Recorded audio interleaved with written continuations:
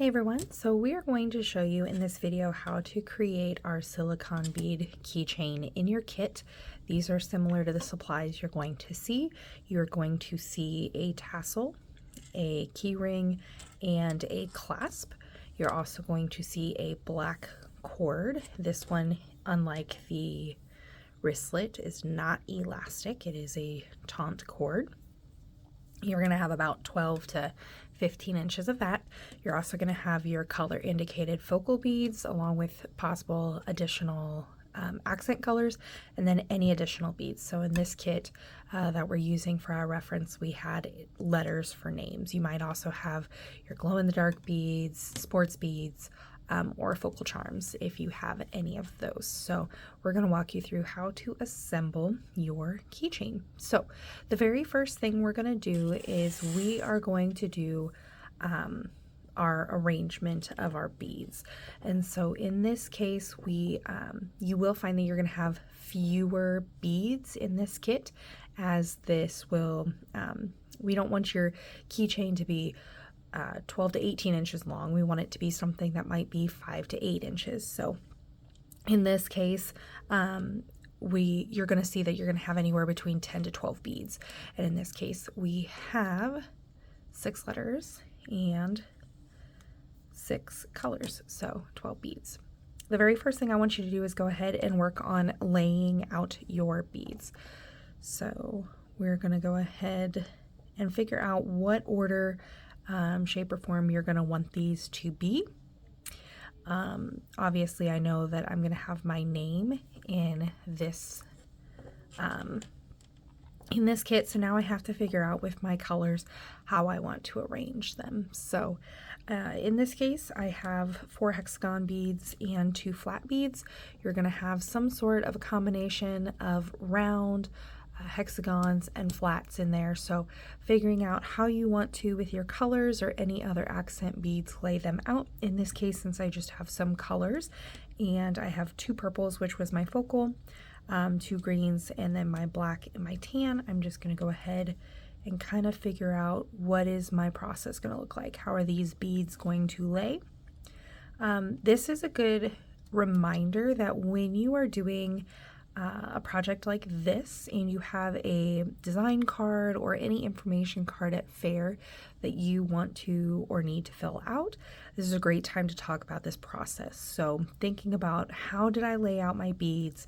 What order? Why did I lay them out the way I did? Why did I choose the things the way I did? In most cases, you could probably do this design process yourself, but or pick out colors, but in this case, you were given what we have for you. So we talked about how we have our focal color, and then using the color wheel, we chose some complementary colors that might go with it in different shades and different tones. So I have my keychain laid out in the order that I am going to use. So I just went ahead, since purple is my focal, I put it on each end to just kind of highlight. I also wanted it to be a little brighter at the top, so I used my tan bead and make it more of like an exclamation point statement down here at the end with my black. So now that I have my order the way that I want it, I'm going to go ahead and set this off to the side. Just going to move it up to the top. And then I'm going to go ahead and grab my key ring. So this is where we are going to create my keychain piece. So your keychain ring has this S curve piece that you're going to be able to, using some sort of object, get in between and pry open these clasps. And that's how we keep things on here. So I'm going to go ahead and, as you can see, I pried that open. I'm going to put on the keychain clasp. And then I am also going to put on my tassel. So you're going to use this hole here at the top of the tassel and string that along. Now my big fingers are kind of in the way. And so then you're just going to kind of push them through, and then eventually they'll come out this other side, and they are going to be clasped on to your keychain. So now you have your tassel. This is all going to be one piece. The next thing that we need to do for our keychain is we are going to attach our string, because that's how our beads are going to be attached to our keychain here. So it's going to look a little different compared to some others. Again, you have about 12 to 15 inches of cord, and the very first thing we're going to do is attach our cord to our keyring. So how I'm going to do that is a modified lark's head knot. So I'm going to take about 2 inches of my cord and fold it over. So you can see in the grand scheme of things, it's just a portion of my rope. I'm not going to be using all of it. And I'm not folding in half, because if you double up, you're not going to be able to get your 2 strings through the holes of the beads. So what I'm going to do is go ahead, and you can either go over or under. I'm going to go under in this video. So I'm putting my loop into my key ring. This allows me to go ahead and open up and pull the 2 strings that were straight down through my opening, and now I'm going to be able to pull that tight. So your lark head's knot is right here. This is now secure on there. Something that I would do is that we don't want this to come loose. So you can tug and pull, and it's more than likely not going to come loose. And once we get the beads on there, it's going to stay the way it is. Plus, I'm going to thread this piece back through a couple of beads to secure it, but I want to make sure that it's not moving. So what I'm going to do is I'm then going to double knot really quick to the bottom of this.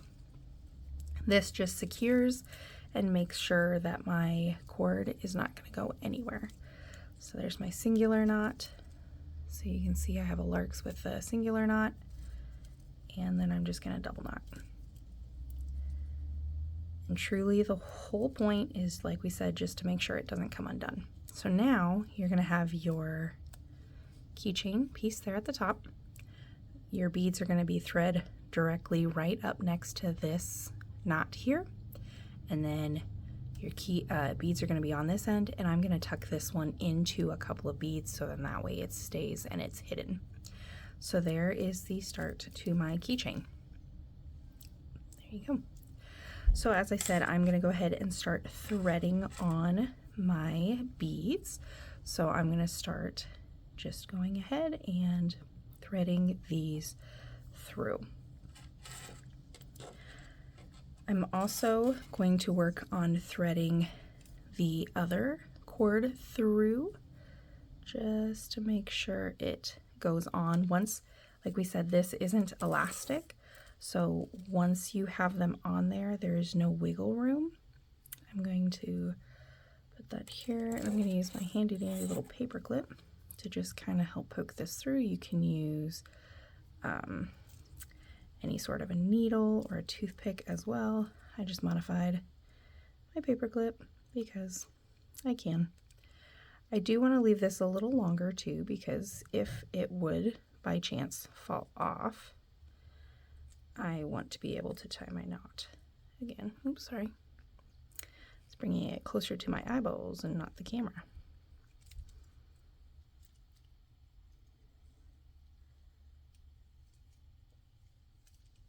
There we go.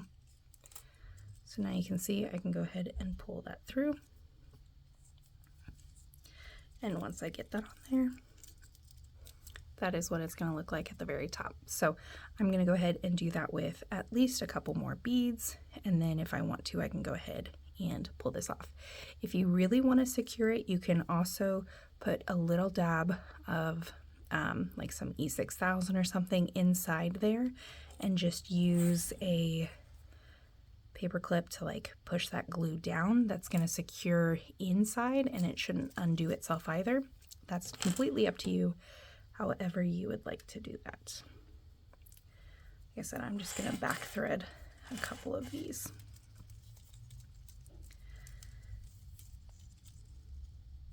Just be careful, the more you try to thread through the ends of your little piece here might kind of start fraying.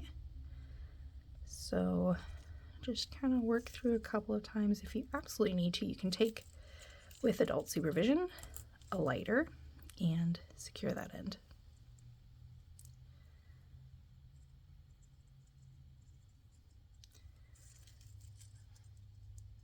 Well, it did come through.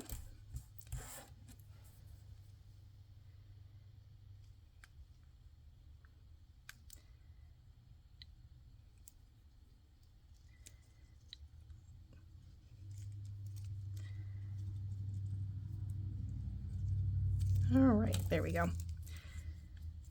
There she be. So I might do that one more time. I'm going to go ahead and jump ahead in the video here and finish threading on my beads, and we'll catch up here in just a second.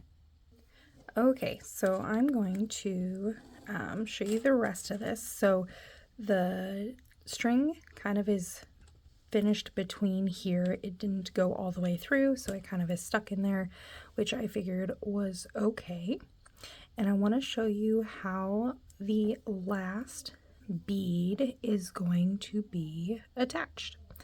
So there is a couple of different ways that you can do your last bead. One just being to knot the end of your string. Completely up to you if you want to do that. You just need to make sure that your string is knotted well enough that it's bigger than the hole, so the beads can't come back off. Or you can do where you're going to feed through one side. Now I need my string to cooperate here. We're going to feed through one side and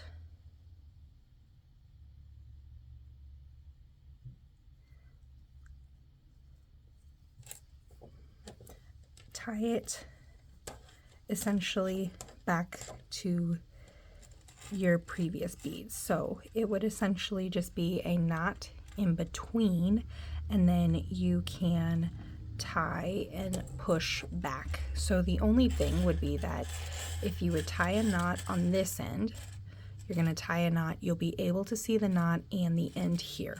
Or you can come back through and tie a knot between this bead and your second to last bead, and what that's going to do is allow you to hide a knot and then push some string back through some beads. If you are going to do that, it's going to give you the end bead kind of tied and hiding those corners. You'll see these corners on the side. If that is the plan that you are going to do, I would say loosen up your beads just a little. It'll just adjust the tension between them. If you want something to be a stiff keychain, I would tie on the side. But in this case, I'm going to go back a little bit. I am going to tie a knot here.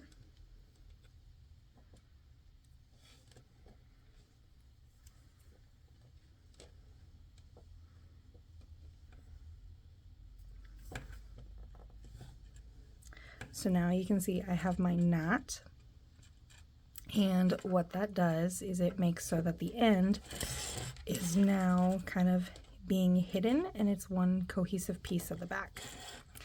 What is going to happen then is I'm probably going to trim this piece and I'm going to thread back. It just gives it some wiggle room.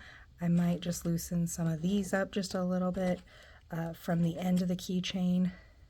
That's why it's good to keep tension at the top, because then you can loosen them up a little bit and it'll hide some of those. So I'm going to go ahead and pull these back tension-wise there. And I'm going to feed this through a couple of beads.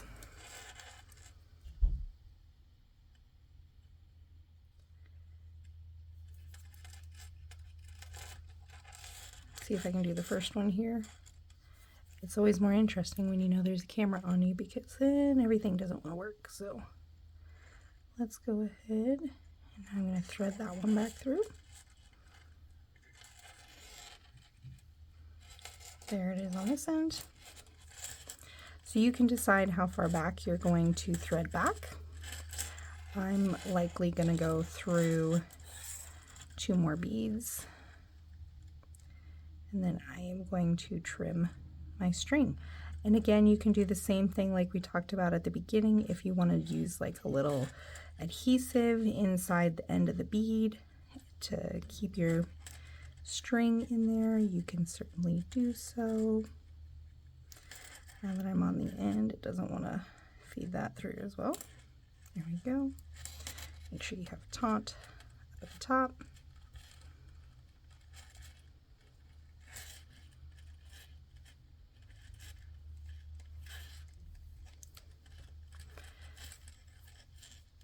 All right, and there you go. So all I will have to do is thread that. Like I said, I want to go back through 1 more bead.